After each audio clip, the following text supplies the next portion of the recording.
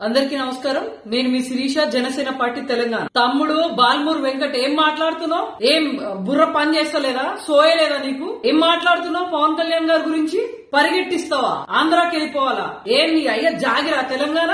ఏంది ఏం మాట్లాడుతున్నావు? ఆయన గురించి ఇష్టం వచ్చినట్టు నోటికి ఎంత వస్తే అంత మాట్లాడుతున్నావు. తమ్ముడు గుర్తు పెట్టుకో, పవన్ కళ్యాణ్ గారు జోలికి వస్తే ఎవరైనా సరే మేము సహించేది లేదు, ఊరుకునేది లేదు. ఏం మాట్లాడుతున్నావు? పరిగెట్టిస్తావా? ఏది పరిగెట్టించుడు కాదు, కనీసం ఆయన దగ్గరికి రావాలనే ఆలోచన అన్న చేయి నువ్వు. జనసేన తెలంగాణలో ఉన్న మేము ఏం చేయగలుగుతాం చూపిస్తాం మీకు. ఏం నోటికి ఎంత వస్తే అంత మాట్లాడతావా? ఫ్యామిలీతో ఇక్కడి నుంచి వెళ్ళిపోవాలా? ఏం నీ అయ్యా జాగిరా వై తెలంగాణ?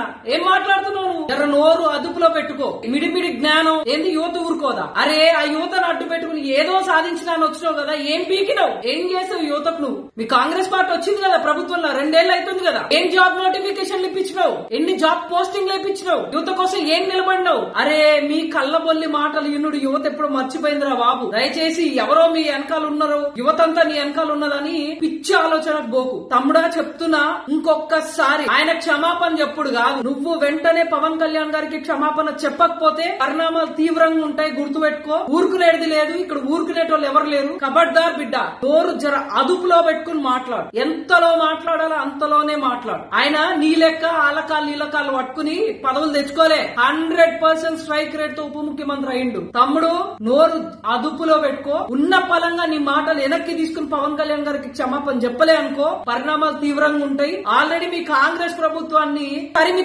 కొడతారు ప్రజలు జనాల్లో పోతే. అందుకే నువ్వు నీ నాయకులు ఎక్కడ ముఖాలు చూపించకుండా తిరుగుతురు. నీకు ధైర్యం ఉంటేరా అదే యువతకు చెప్తున్నావు కదా, యువతను అడ్డు పెట్టుకున్నావు కదా. ఎందుకు యువత పోస్టింగ్స్ ఇప్పించలేకపోయినా చెప్పు, బయటకు వచ్చి నిలబడి వాళ్ళ కోసం. అప్పుడు నీ దమ్ము, నీ ధైర్యం, నీ మాటలు చెప్పు. ఊకే మైక్ ఉంది కదా అని కథలు చెప్పకు.